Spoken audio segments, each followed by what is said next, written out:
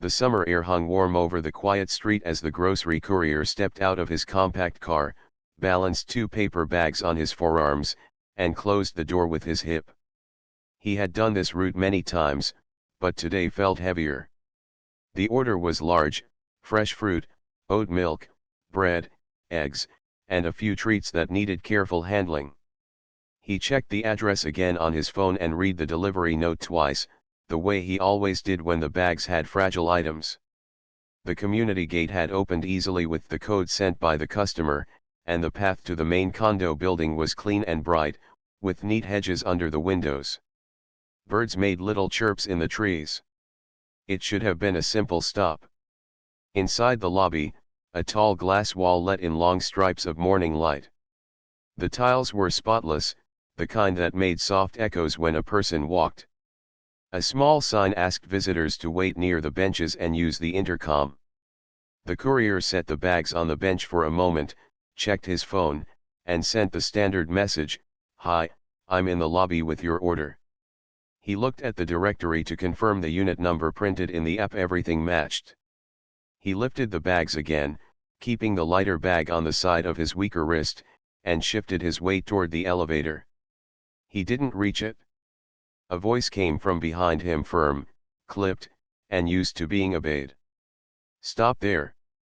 Deliveries do not go upstairs without approval." The courier turned. The woman stood with a posture that filled the space, a neat blouse, a badge on a lanyard that said Board President. Her expression hinted at long practice giving rules and getting quick results. The courier spoke in a calm tone he had practiced for years. He said good morning, held up the phone with the order screen, and explained he would leave the bags by the door if the resident preferred, or bring them up if they confirmed by intercom. The woman frowned at the phone as if it were a test he had not passed. She repeated the rule, slower this time. Her voice carried the weight of an official notice board. He kept his reply simple. He said he could wait in the lobby, and he would not go upstairs without confirmation. He explained that his app required either a handoff photo at the customer's door or a handoff in person, and that he never forced a way into any building. He suggested pressing the unit's call button together so everyone felt comfortable. The woman didn't look at the intercom. She looked at the courier, then at the bags, then back at the courier.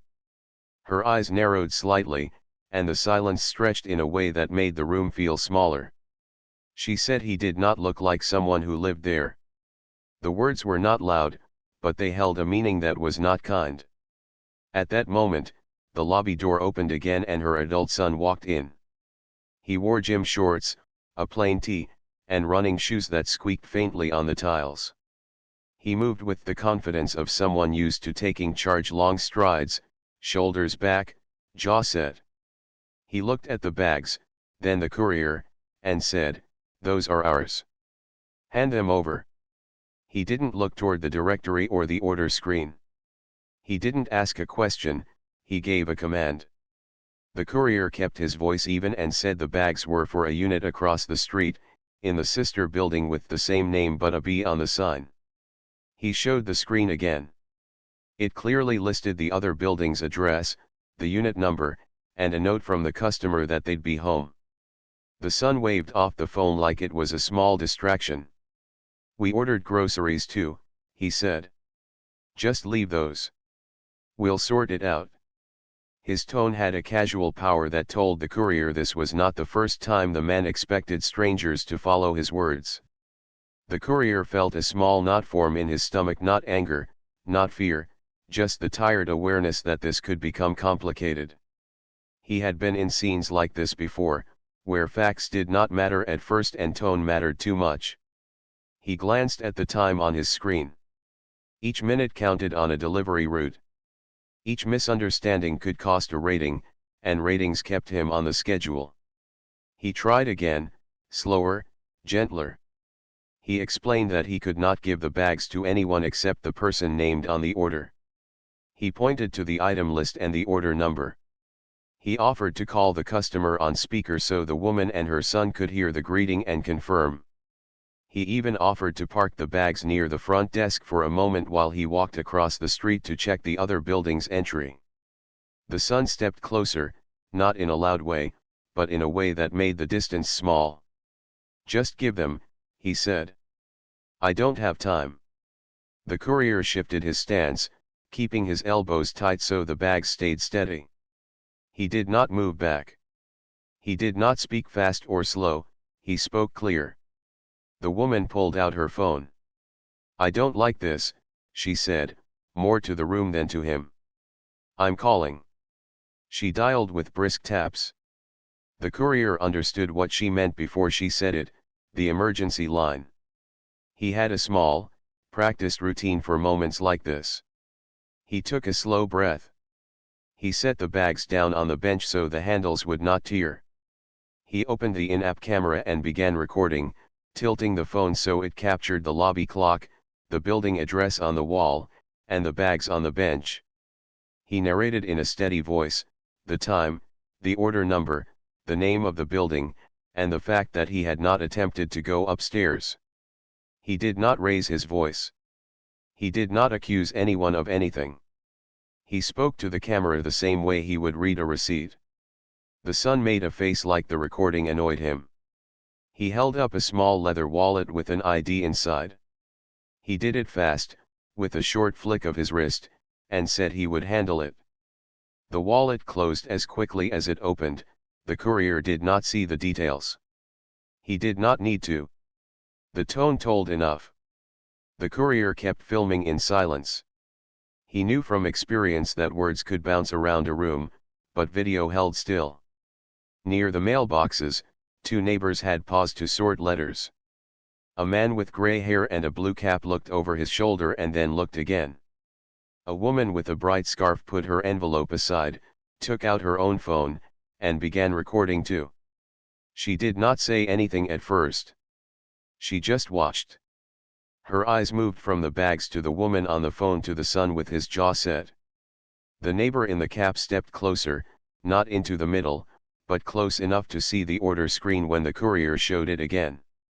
The room felt like a stage where everyone knew their lines except the one person who was trying not to act. On the phone, the woman's voice became careful and clipped. She used phrases like strange behavior and refusing to comply. The courier caught the words as floating pieces. He knew how those pieces could sound to a person who had never seen the scene, how they could paint a picture that was not the picture in front of him. He chose his steps with care. He stood with his back to the glass wall so the lobby's camera, if it existed, would have a full view. He kept his hands clear of his pockets. He spoke only when spoken to. He made sure each sentence had a clear subject and a clear verb.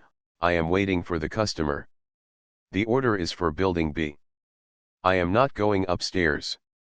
A soft buzz sounded from the intercom board. The courier glanced over. A new message flashed on his phone from the customer: "I'm downstairs in Building B. Are you here?" He tapped a quick reply: "I'm in Building A lobby. Trying to come over."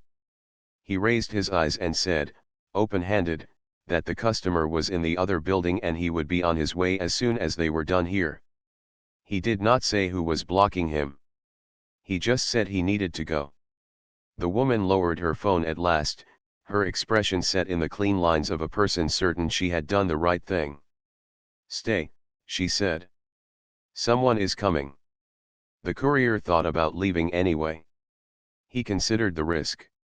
If he left and something was written up badly, he might lose access to routes for a week or more while it got sorted out, and he could not afford that. If he stayed, the moment could grow larger than it needed to be. He looked at the neighbors, at their phones held steady and quiet, at the mail still sitting on the counter, at the bright scarf that seemed to glow in the lobby light. He decided to stay and to keep recording. He took another breath. He checked the bags, adjusted the eggs so the carton corners did not press against the side of the paper. The son paced 2 steps and back, like a person who wanted a task. He asked the woman something under his breath. She answered with short words the courier could not hear.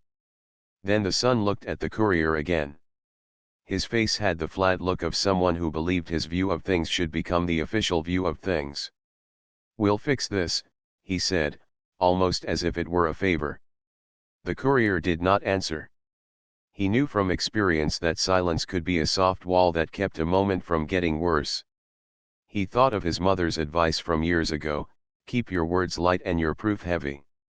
The door opened again and a neighbor in a jogging suit came in from the sidewalk. She slowed when she saw the tiny scene forming in the lobby. Her eyes flicked to the phones, to the bags, to the faces. She took out her own phone and, in a friendly tone, asked the courier if he needed help finding a unit. He thanked her and said he had the right unit, just in the other building, and that he would head over soon. She nodded, then stood near the mailboxes with the others, still holding her phone in her hand. The lobby, a place meant for passing through, had become a place for waiting. From the woman's still-lit screen, the courier heard the faint sound of a dispatch operator asking for details. The woman repeated her description. The courier looked at the floor tiles and tried to count the squares between him and the door, the way he did when he needed to keep his mind grounded. He noticed a tiny scratch near the bench and wondered how long it had been there. He felt the bag's paper rustle as a small draft moved through the room. The simple sounds helped. They said, "This is a normal place. This is a normal day. Keep it normal." He thought about the next 4 stops on his route. He thought about the milk in one of the bags and whether the carton would still be cold by the time he reached the customer. He thought about the tiny note the customer had added: "Please knock gently, baby sleeping," and how he tried to honor small requests like that because they made people feel cared for. He thought about how a single misunderstanding could stretch a 5-minute stop into a memory that lasted months. He was careful with people's groceries. He wanted people to be careful with his time. The minutes crept by in a long line.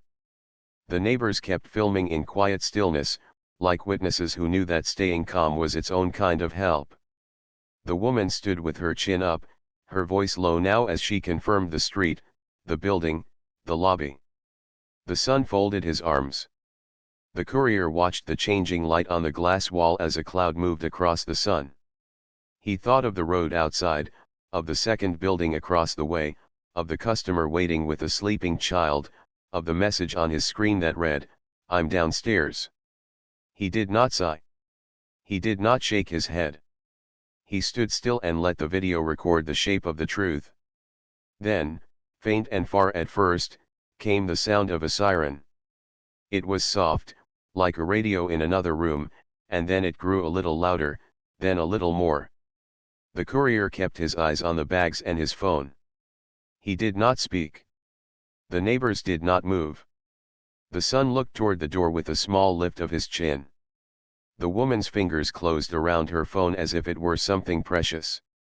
The courier felt the next chapter arrive on a wave of sound and light, and he held steady in the place where he stood. Calm voice, clear record, simple facts ready for whoever would walk in and ask, at last, what had really happened. The soft rise and fall of the siren brought a hush to the lobby, but the real story had started long before that sound. This building did not appear by magic, and people did not become the way they were in a single morning. The condo complex was a quiet place with trimmed hedges, fresh paint, and a newsletter that arrived on the first of every month. On page 1 of that newsletter, the photo of the Homeowners Association president often appeared. She liked order. She liked clear lines, posted signs, and rules that stayed the same from Monday to Sunday. Some neighbors appreciated this because clean hallways and quiet nights felt safe. Others felt that the rules sometimes stepped past helpful and into heavy. They would laugh softly at meetings and say, "She's on it," in a way that meant both thank you and please give us room to breathe. The president did not see herself as harsh. She saw herself as a guardrail. She believed that when small things slipped, big things followed, so nothing must slip.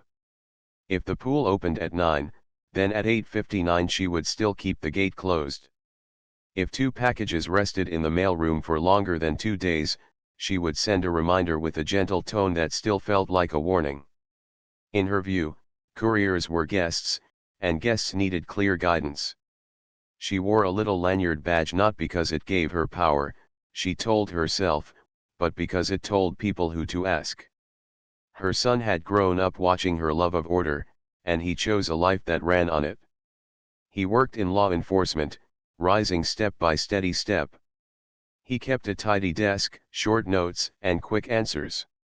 In the neighborhood, folks said he had a command job and a serious face. He was proud of the work, helping, guiding, keeping things smooth. He believed that if everyone followed the process, matters would resolve. He also believed that people like him, trained and experienced, were the best at deciding what that process should be. This was not a belief he said out loud. It showed in his walk, in the way he stood with his shoulders back like a line drawn with a ruler. The courier's story was different. He did not lead meetings. He did not sign memos. He stacked his days with stops that began with a ping on his phone and ended with a photo of a bag at a door.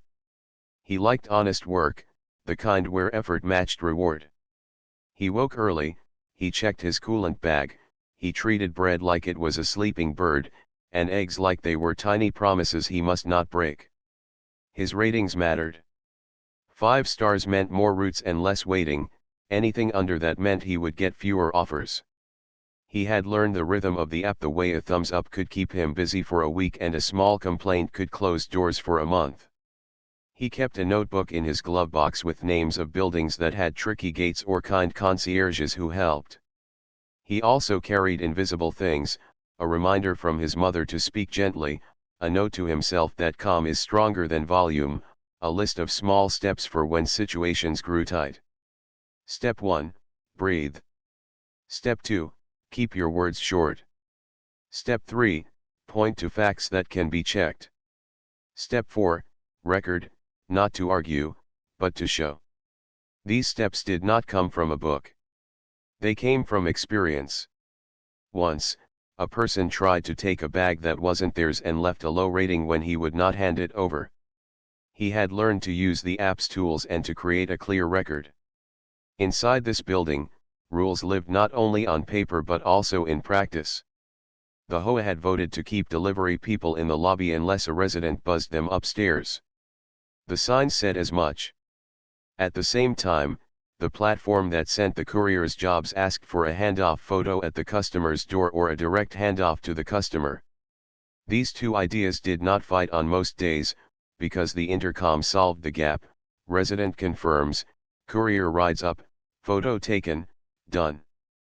But when a person blocked the intercom with "not today," the gap turned into a crack, and someone could fall in. The president remembered a night a year ago when a stranger had unplugged the lobby lamp and walked out with a bike from the rack. She had been the one to call it in, she had written the follow-up, and she had pushed the new bike lock policy through. In her eyes, being careful was not a mood, it was a duty. So when she looked at the courier and did not recognize him, though she had never met most couriers, her mind turned to that memory of the bike. It did not occur to her that the two moments were not the same. One was a wrong act. The other was a person doing his job in broad daylight with a clear address on his phone. The son's steps into the lobby brought another layer to the stakes. In his workplace, people listened when he spoke. When he lifted a small wallet with an ID, people usually moved aside, not because he was unkind, but because that was the pattern of his days. In the lobby, the pattern met a different pattern, a delivery worker who had learned to guard the chain of custody, neighbors who had grown used to phones as safety nets, a customer in the sister building who needed milk while a baby slept. It was like 3 songs playing at once, each with a steady beat that made sense alone, but together creating noise. For the courier, the stakes were simple and heavy. A wrong move could mean a lower rating. A cancelled order could mean no pay for this stop. A complaint could place a hold on his account while a review team looked at logs. During that time he might lose the peak hour runs that kept his week afloat. He did not want to write long emails to support. He wanted to keep moving, because moving was how the bills got paid. He also wanted to keep his dignity, which didn't have a dollar sign but mattered every day. For the president, the stakes rested on authority and trust. If she allowed what she saw as a rule break, neighbors might question her consistency. If something went wrong, they might ask why she did not hold the line. She wanted to be seen as someone who kept promises, and one promise she believed she had made, perhaps only to herself, was that no step would be skipped on her watch. She did not think she was being unfair. She thought she was being steady. For the son, the stakes touched his professional world even though he was off duty. He knew that if a situation involved his family, he should not direct it. There were policies about that. He knew that a small moment can grow when recorded, and that people in his position must be careful not only to do right but to appear to do right. At the same time, he felt a protective pull to fix things quickly for his mother. This push and pull lived in his jawline and the set of his shoulders. For the neighbors, the stakes were about the kind of place they wanted to live in. A building is more than brick and paint. It is also the story a community tells itself. Do we greet delivery workers with a smile? Do we make things easier or harder? Do we step in when a scene feels off, not with drama but with quiet attention? The man in the cap and the woman in the bright scarf felt their own tug to do the right thing, and in that moment, right looked like watching closely and creating a clear record so no one's words were lost. There was also the customer across the way, standing in a different lobby with a quiet phone in hand. They had placed an order carefully, adding the note about the sleeping baby, planning the day around a soft knock and a quick handoff. They had no idea that a conversation in Building A had caught their milk and eggs in its net. Their stake was small but urgent, a simple delivery that kept a morning smooth. Good service is not always about big, heroic acts, often it is about small, on-time things that let parents keep routines and let workers keep schedules. Even the building itself had something at stake: its reputation. In a world where stories travel fast, a short video can become the version many people see. A building known as friendly will attract friendly people. A building known for making simple tasks hard will feel heavy to live in. Policies matter, but so do the ways people carry them out. A calm conversation at the intercom could have been the whole story. Now, the story had stretched. The platform that sent the couriers jobs had its stake too. Trust is the engine of delivery work. Customers must trust that their items reach them. Couriers must trust that rules are fair and support is real. The company must trust the facts in the logs, GPS dots, timestamps, photos, and messages. When a scene becomes complicated, those dots and stamps become more than data, they become anchors that keep everyone from drifting into guesses and feelings. This is why the courier held his phone at chest level and spoke to it in clear words. He was not creating drama. He was building a bridge to the part of the day when someone would ask, "What happened?" and he could show rather than tell. He framed the lobby clock, the wall plaque with the building name, the bags on the bench, his calm hands, the small reflection of the glass door. He did not need to explain what anyone else felt. He only needed to make his steps visible. The president watched this with a mix of annoyance and resolve. She did not like being filmed, even in a public lobby. She believed her role gave her the right to direct the space, and the small lens felt like a challenge to that. Yet she also knew that many people recorded everything now, and that telling someone not to film often made the moment bigger. So she kept to the script in her mind: call, report, wait.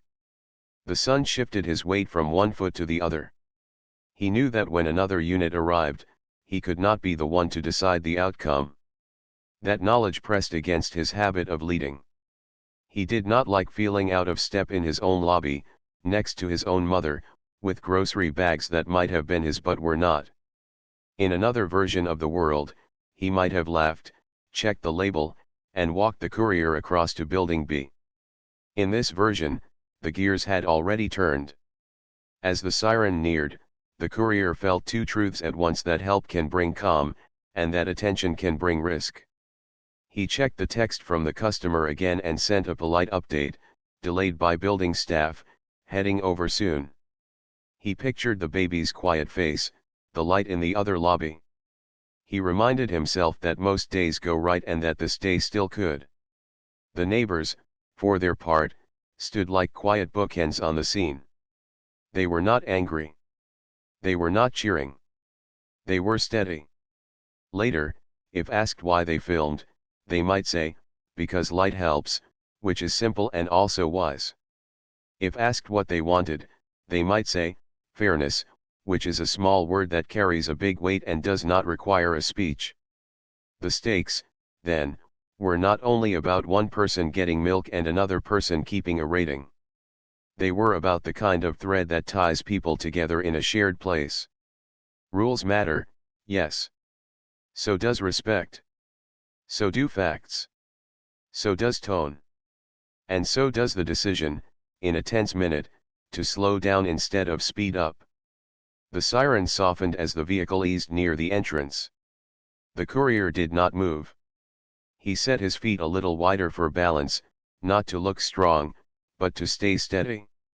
The president lifted her chin, prepared to explain the situation in clean sentences.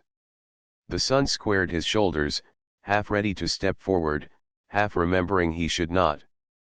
The neighbors kept their lenses level. The building breathed out gently through the door as it opened.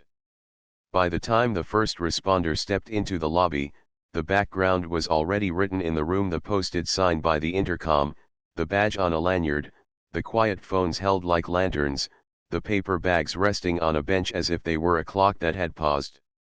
Everything that mattered in the next minutes would rest on simple things: listening, checking, and letting facts speak. And under all those things, like a steady bass note in a song, lived the stake shared by everyone there, the wish to live in a place where small moments are handled with care. The first officer stepped into the lobby and let the door close softly behind him. He wore a calm expression and moved with easy, careful motions, as if the room were a place for listening first. He took in the scene in one quiet sweep: the bags on the bench, the intercom wall, the building nameplate, the phones in neighbors' hands, the lanyard on the homeowners association president, the courier holding his own phone at chest level. He introduced himself in a steady tone and asked everyone to keep their voices low and their hands where they already were. No one had been loud, but his words set a gentle frame around the moment. A second officer entered a step later, then a third, this one a supervising sergeant. The sergeant gave a small nod to the first officer, as if to say, "You start," and then stood where he could see every face. The sergeant's badge was visible, but he did not make a show of it. He put a small notepad in his hand and a pen behind his ear, but did not write yet. The first officer turned to the president and asked for her name and role.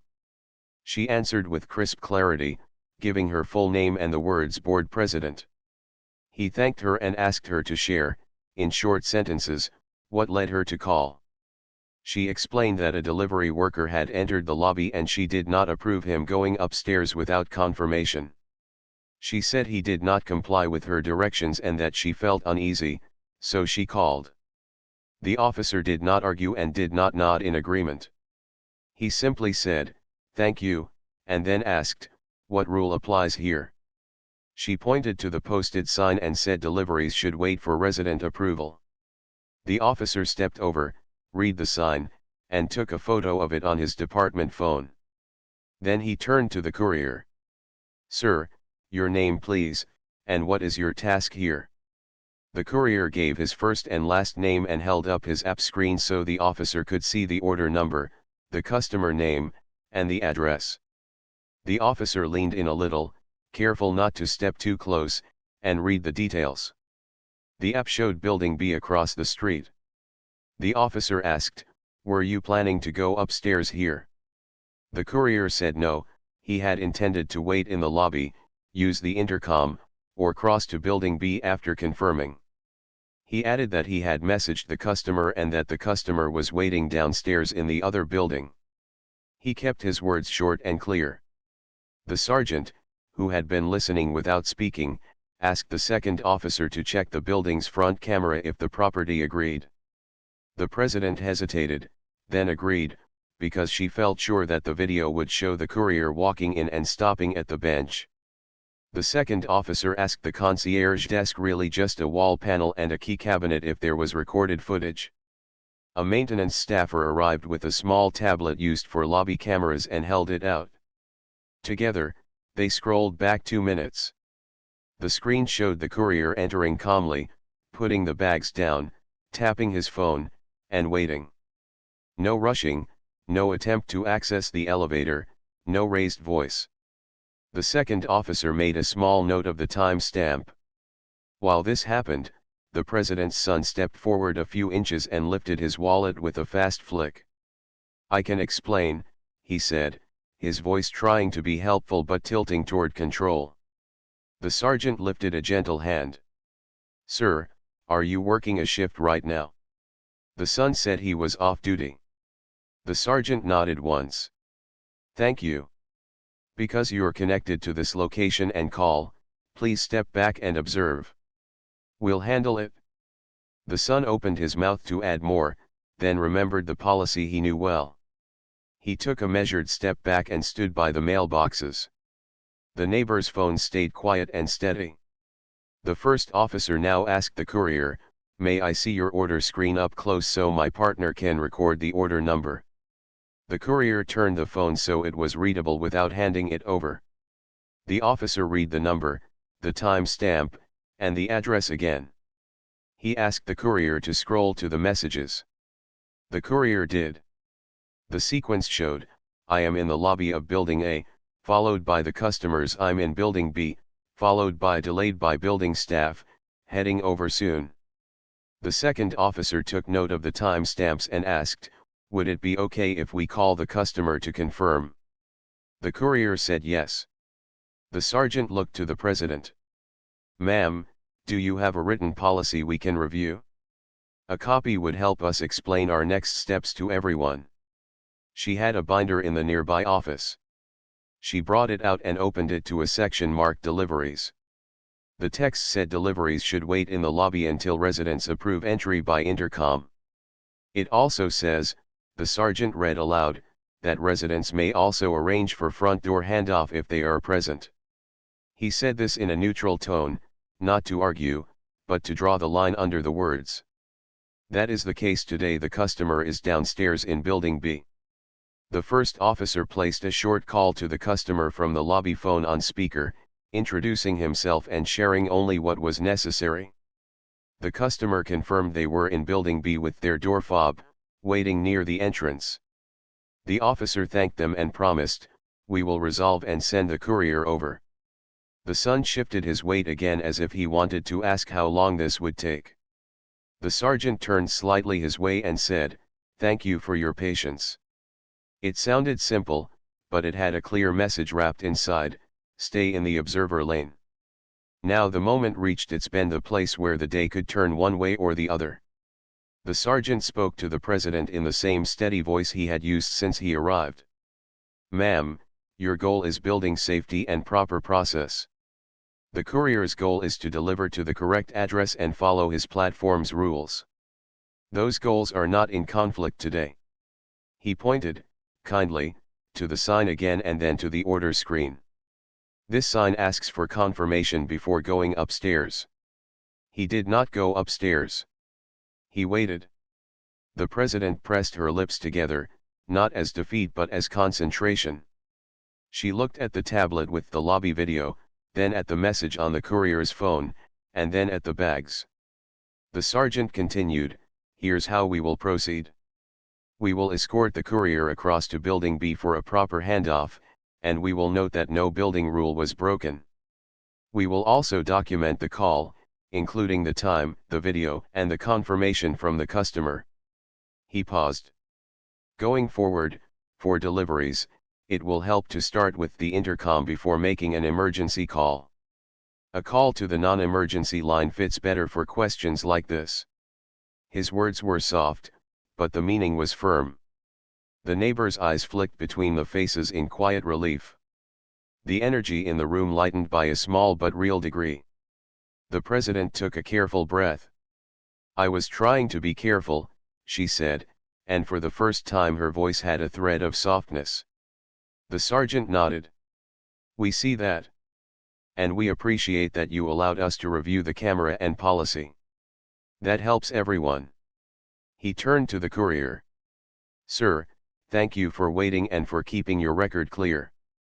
Are you comfortable walking with us to the other building now?"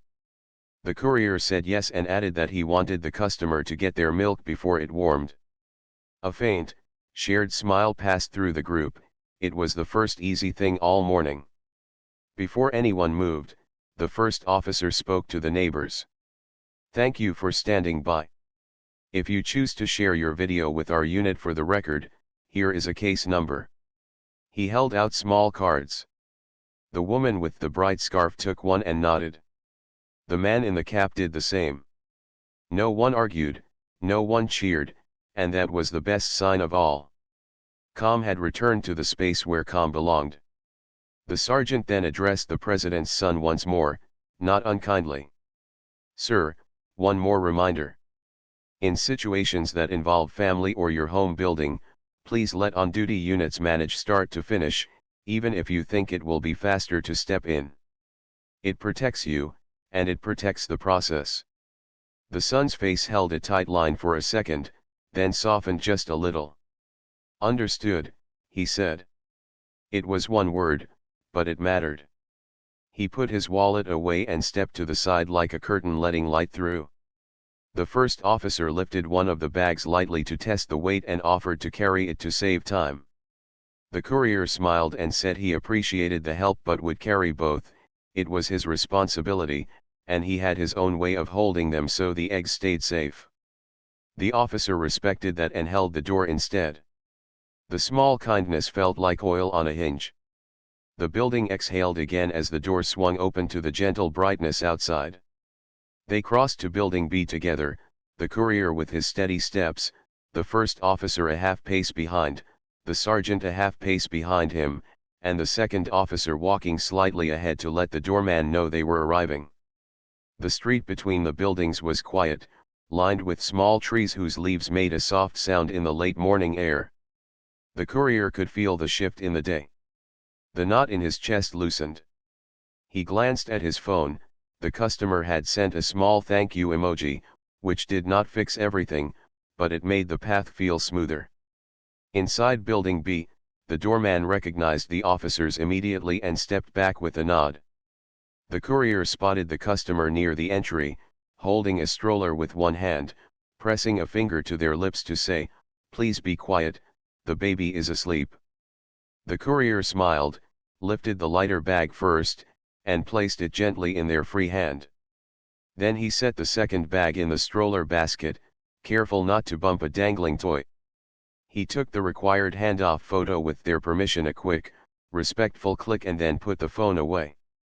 "Thank you for your patience," the first officer said to the customer. "We wanted to make sure this was smooth." The customer said thank you to everyone, but especially to the courier, who had kept the eggs safe and the bread uncrushed, which in its own way is a kind of excellence. The courier nodded, said a polite farewell, and stepped back toward the door with the officers. On the way out, the sergeant paused with the courier under the shade of the front awning. "Sir, for your records," he said, handing over a card with the incident number and a brief note that stated the delivery was to Building B, that you waited in the lobby of Building A, and that there was no attempt to go upstairs. If your platform has any questions, this note should help." The courier thanked him. It was a small paper with a large use. Back across the street, the president still stood in the lobby, speaking in a low tone to a fellow board member who had arrived. When the officers returned, the sergeant summarized what they had done and repeated, gently, the suggestion about using the intercom and non-emergency line first. He said he would include the policy page and lobby video timestamp in the record. The president listened and then did something she had not planned to do when the morning began. She said, "Thank you for clarifying," and the words came out honest.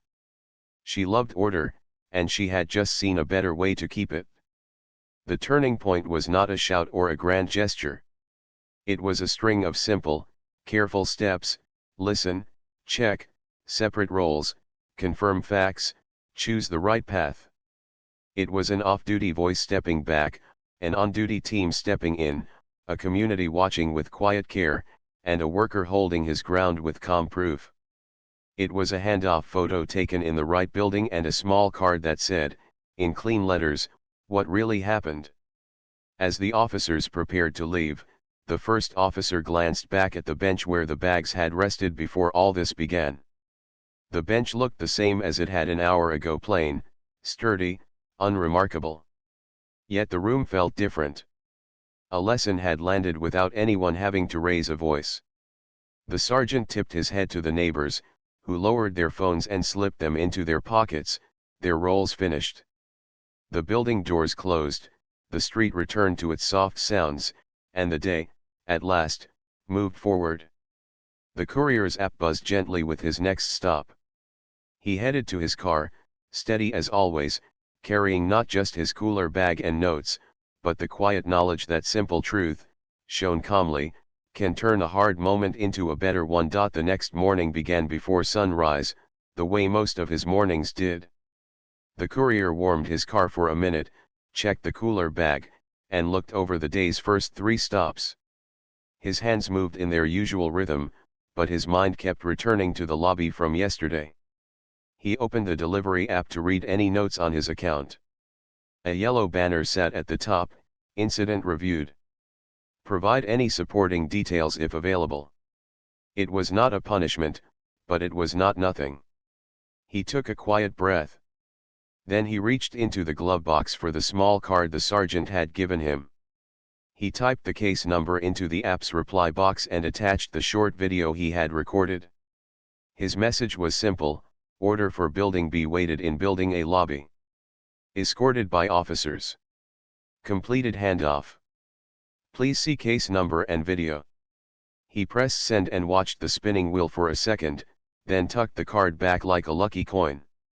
While he waited for a reply, he thought about small improvements he could make so mornings like yesterday did not turn into long afternoons. He opened the Notes app and wrote a quick template he could paste into messages. Hello. I am in the lobby. Please confirm your building letter, A or B. Thank you. He saved another line for building staff, happy to wait in lobby and use intercom. Order is for, address, dot. He also added a friendly note for himself, smile. Keep voice soft. Proof helps. It was not that he needed reminders, it was that reminders helped even on good days. Across town, the building board president sat with a cup of tea and the homeowner's binder open on her kitchen table. The pages were tidy, the tabs straight, the margins clean. She had slept lightly and woke with the feeling that a small turn in the road needed a careful hand on the wheel. She replayed the officer's words in her head: start with the intercom, use the non-emergency line for questions, match the response to the situation. None of it sounded hard. None of it asked her to stop caring about safety. It asked her to care about tone and order at the same time. She pulled a fresh sheet of paper and began to write a list titled, Delivery Improvements. The first item was simple: add a sign that points clearly to Building B. The second, post step-by-step delivery flow at lobby desk. The third, friendly script for staff: welcome, let's confirm your drop-off. Her son laced his running shoes and headed outside to clear his head. He knew the review unit would ask for a short statement about yesterday.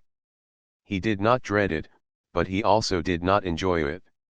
On his jog, he thought about conflict of interest rules he had taught in trainings, rules he believed in. He had followed them only after the sergeant reminded him. He did not like that part. He wanted his first move next time to be the right one, not the second. He decided to write a brief note for his team: quick reminder, if a call touches your home or family, step back early. Call the right unit and observe. It would be a small message in a sea of messages, but he knew small reminders help good habits form. By mid-morning, emails and messages began to cross the neighborhood like friendly birds. The woman with the bright scarf wrote to the board offering her video for the record. The man in the cap did the same. Another neighbor, who worked in graphic design, said she could draft clearer lobby signs. This way to Building B. The president replied to each message with a thank you. She also asked the maintenance staff to walk the path a courier would take and make a simple map. A plan was forming, not a grand plan, just a set of small steps that would make sense to anyone. The delivery app replied to the courier while he was between stops. The message was short and kind: "Thank you for your clear record. Hold removed. We appreciate your professionalism." He let out a slow breath he hadn't noticed he was holding. The yellow banner was gone. He pulled over safely and set 2 new auto replies in the app, one for customers and one for building staff. He also made a small pack for his bag, a mini notepad, a pen, a few printed cards with his first name and delivery partner happy to wait in lobby. It was not official ID. It was just a friendly line that made introductions easier. At lunchtime, the board called an emergency meeting in the small community room. The room had a long table, a mural of the city on one wall, and a pot of coffee that tasted like every meeting coffee everywhere. A dozen residents came, including the 2 neighbors from yesterday. The president opened the meeting with a clear voice and a calm face. She did not speak long. "Yesterday we had a situation in the lobby. Today we will make sure our process is safe and kind. We will focus on steps, not blame." Heads nodded. People like steps, they give the mind something to hold. They walked through the flow together. A resident was delivering to Building B, but the courier was in Building A's lobby. The intercom could have solved it. A call to the non-emergency line could have guided it. A sign could have prevented the mix-up. They made 4 quick decisions. First, add tall, clear letters above both entrance doors A and B with arrows. Second, place a simple guide at each front desk: deliveries, 1, use intercom; 2, wait in lobby; 3, confirm building letter; 4, if unsure, call non-emergency. Third, create a friendly script for volunteers or staff: welcome. How can I help with your drop-off? Fourth, send a newsletter note to all residents reminding them to treat couriers with patience and respect. The neighbor in the bright scarf suggested something extra: "Why don't we have a delivery appreciation day once a quarter? Coffee, bottled water, and a thank you sign in the lobby." The idea was small and warm and easy to do. The board liked it. They picked a date and assigned someone to order paper cups. The man in the cap said he would donate a box of granola bars. People smiled. The room felt lighter, the way rooms do when a plan turns into action. Meanwhile, the courier finished his shift and stopped by a quiet park bench to rest. He opened an online forum for local delivery workers and wrote a short post: "Yesterday, I had a lobby delay. Here are 5 tips that helped me. 1. Keep a calm recording. 2. Use simple words. 3. Ask to use intercom before anything else. 4. Have a small card with your name and role. 5. If police come, share facts and let them do their job." Replies came in with thanks and small stories of their own. One driver said, "I'm going to make a building A or B text template like you did." Another wrote, "I never thought about filming the lobby clock for context."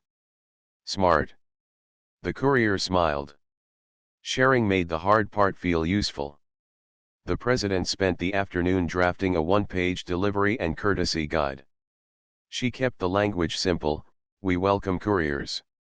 Please help them help us." She added a large photo of the 2 entrance doors with big letters. She wrote a short paragraph about the non-emergency number and when to use it. She ended with a line she'd heard yesterday in the lobby, spoken by an officer in a kind tone: "Match the response to the situation." The phrase felt like a pocket map, not a full street atlas, but enough to prevent wrong turns. Her son, after his run and a quick lunch, typed his short note to his team and sent it through the internal channel. He also signed up for a refresher on de-escalation and community contact, not because he was required to, but because he thought it would be good to sit in a room and practice calm words with other people who took calm words seriously. He did not tell anyone else about this. He just put the date on his calendar and felt a quiet relief at having a next step. Days moved forward, and the building changed in small, visible ways. The new signs went up, large letters, clean arrows, no chance to confuse A with B. The front desk got a laminated sheet with the delivery steps in friendly font. A small basket of water bottles appeared under the shelf with a note, "For couriers, thank you." The neighbors noticed the difference first. Then visitors did. Then couriers did. People said the lobby felt more welcoming without feeling less safe. That was the goal all along. One afternoon, the courier returned to the building with another order. He felt a small, surprising calm. The path was clear, the letters above the doors were impossible to miss. At the desk, a volunteer smiled and said the new script, "Welcome. How can I help with your drop-off?" It worked exactly as it was meant to work. He lifted the bag onto the bench, used the intercom, and went upstairs with the residents okay. On his way back down, he saw the president taping a fresh copy of the guide inside the elevator, low enough for kids to see too. Their eyes met. She gave a polite nod. He nodded back. No long speech. Just a shared sense that today was better than yesterday. The police department sent a simple memo to the neighborhood association, thanking the building for the quick updates and reminding all residents citywide about non-emergency lines. It was short and clear. The sergeant from that day signed it at the bottom. He liked quiet solutions that stayed solved. Of course, growth is not only signs and new words. It is also the way people carry themselves. The son began to practice one new habit on purpose. When he walked into his mother's building and saw a situation forming, he counted to 5 before saying anything. In those 5 seconds, he asked himself, is this mine to manage? Or do I need to call the right unit and step aside? Most days, nothing needed him at all. On one day, when a visitor looked lost, he simply pointed to the new signs and smiled. The courier added one more item to his comm kit, a small letter from himself to himself, tucked near the notepad. It said, "You do good work. You keep food safe. You keep your cool. That matters." It was a quiet thing, but on long days with heavy traffic and short tempers, it helped. He also kept the sergeant's card in the same pocket. Not because he expected to use it again, but because it reminded him that calm people exist in every role. The first delivery appreciation day came on a bright Saturday. A small table in the lobby held coffee, water, and a sign that read, "Thank you for bringing our dinners, our milk, our medicine, and our treats." One resident set out a jar of wrapped mints. Someone else added a bowl of fruit. The board president stood near the table and greeted the couriers. She asked one simple question each time, what makes a building easy to work with?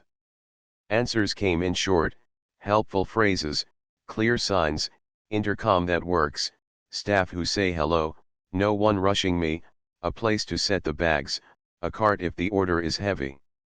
She wrote each note down and posted them on the bulletin board under the heading, "From the people who help us." It changed the tone of the hallway. It put respect where it belonged front and center. There were still hard minutes in the weeks that followed, because life is full of them. A gate stuck once. An elevator paused between floors. A customer forgot to update their phone number. But those moments did not grow into hours. People knew the steps. They spoke gently. They waved others into the right lane. The building began to feel like a place that had learned something and kept it. On a quiet evening, the courier stopped by the park again and thought about the last few weeks. He realized that his struggle and growth was not a dramatic climb. It was a set of small climbs, tiny, steady steps. He learned to prepare better, to speak more simply, to keep his proof in order, to share what he knew with others. The building learned to give clear signals, to start with welcome, to match action to need. The officers showed how steady leadership looks: open eyes, open ears, and firm lines drawn with kindness. If you had passed by the lobby that evening, you would have seen only a normal scene: a clean bench, a new sign, a delivery bag at rest for a moment, a person at the desk with a friendly script in mind. But under that normal scene lived a stronger thread, a community that chose to grow a little instead of digging in. No one put up a banner or cut a ribbon. They just quietly changed how they moved through the same doors. And that, more than any speech, is what turns a tense story into a better one. The story did not end with new signs, a friendly script, and a few thank you cups of coffee. It kept going in quiet ways, like a small stream that feeds a larger river. The courier noticed the change first. A week after the lobby incident, his route took him back to the same street on a busy evening. The sky was the color of warm tea, and the sidewalks were full of people walking dogs and pushing strollers. He parked, checked the bag straps, and looked up at the two buildings. The new letters above the doors A and B stood tall and clear, almost like helpful hands pointing the way. He smiled without thinking. A problem from yesterday had turned into a sign that steered him right today. Inside Building B, the doorman waved and said, "Good to see you again," in a tone that was easy and kind. The courier used the intercom, confirmed the unit, rode up, and set the bag gently near a welcome mat with a small plant painted on it. The customer opened the door with a grateful whisper because nap time was back on schedule. He took the required handoff photo and headed out. Everything felt simple as a door opening and a job done. On the way down, he passed the building board president in the elevator. She held a stack of new flyers and a roll of tape. They nodded to each other in a small, polite way that said, "We learned something, and we kept it." Back at his car, the courier checked his app. A new message had arrived from the support team: "Thanks again for your clear record last week. We're sharing best practices from your case with other delivery partners." He blinked at the screen, surprised. Then he chuckled softly and took a sip of water. He had not planned to teach anyone. He had only planned to keep eggs from cracking and words from running wild. But sometimes calm work becomes a lesson for more than one person. Across the street, the neighbors felt the ripple too. The woman with the bright scarf began to notice that visitors looked less confused at the entrance. People did not wander in circles hunting for Building B. They glanced up, saw the big letters, and went where they needed to go. The man in the cap liked the new laminated guide at the desk. He said it was the kind of thing that helped everyone, including residents who forgot their fob. He also liked the new habit he saw taking root: when someone looked lost, people didn't lecture, they pointed to the sign and smiled. It was small, but it changed the air in the room. The board president kept building on the improvements. She added one more step to the delivery guide: if there is confusion, start with listening. She smiled when she wrote it. It sounded soft, but it worked like a key. She also set up a short training for volunteers who sat at the desk. They practiced a few lines out loud: "Hello, welcome. What's the unit number? Let's call the resident to confirm. If you're headed to the other building, it's right across, look for the big B." Saying the lines in a calm voice made them feel natural, so they came out that way when the lobby was busy. Her son took his own steps. He sent the reminder to his team about stepping back when a situation touched home, and he followed it with a short story, simple and honest. He did not blame anyone. He wrote about the importance of letting on-duty units lead. He wrote about matching the response to the situation. He wrote about the power of calm. A younger officer replied, "Thanks, sir. Good reminder." An older one added a thumbs up. The son also kept his promise to attend the refresher session. He sat in a bright classroom with a dozen other people and practiced short, steady sentences, the kind that lower the temperature of a room. He left with a lighter step. Lessons feel better when they are shared. Soon after, the building published its monthly newsletter. On the front page, under a photo of the courtyard trees, a new column appeared, Neighborly Habits. The first topic was welcoming deliveries. It included a map showing both entrances, a big box with the non-emergency number, and a short note from the board, "We value safety and kindness. Please help couriers by using the intercom, keeping paths clear, and offering patience." It was not a long message, but it was clear. A teenager in the building read it and told her parents, "It's cool that they care about the people who bring our stuff." That one sentence, spoken at a kitchen table over cereal, might have been the best review the newsletter ever got. The first Delivery Appreciation Day turned into a cheerful scene. A sign with a bright border read, "Thank you for your work." Residents stopped for a minute on their way out to leave handwritten notes, "Thanks for keeping our ice cream cold. You saved our dinner last Tuesday. You carry more than bags you carry our day." A courier in a baseball cap took a picture of the table and sent it to his group chat. Another courier told the volunteer at the desk, "This is the first time I've seen something like this. It makes a difference." The volunteer said, "You make a difference, too," and meant it. Words can be light, but these words were sturdy. They built a shelf of goodwill that people could put their stresses down on for a moment. The police sergeant, the one who had kept the lobby calm, wrote a short internal memo for his unit.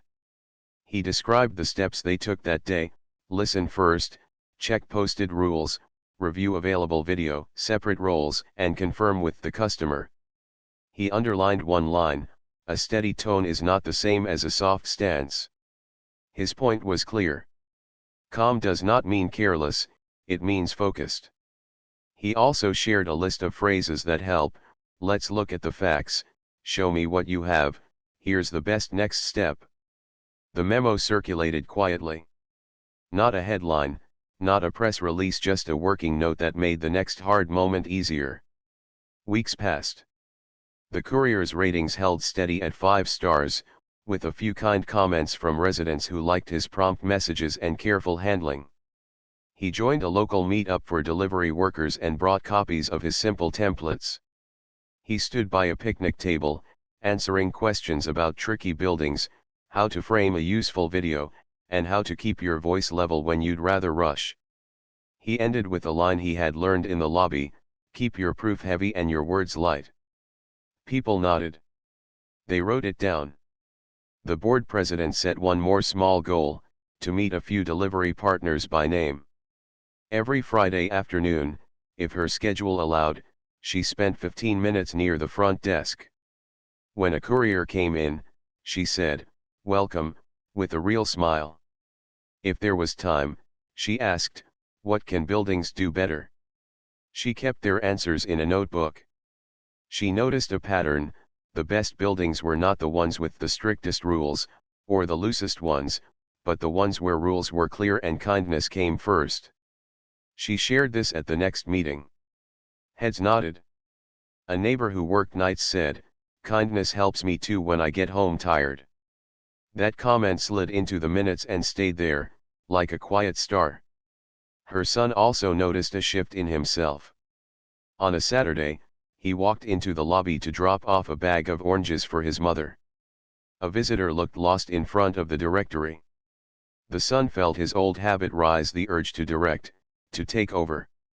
Then he smiled, pointed at the sign with the big letters, and said, "If you're looking for Building B, it's right there." The visitor thanked him and moved along. The moment was nothing, and it was everything. It was a tiny proof that change had stuck.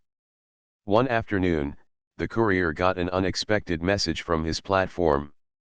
They were putting together a small online guide for couriers about handling building policies and were asking if they could include his 5 tips with his first name only. He said yes. The guide went live with a simple title: "Stay calm, stay clear." It included his line about heavy proof and light words, a screenshot of the kind of message he sends to customers, and a suggestion to capture lobby clocks in videos. New drivers read it on their first day. Some of them would never see a tough lobby. Some would.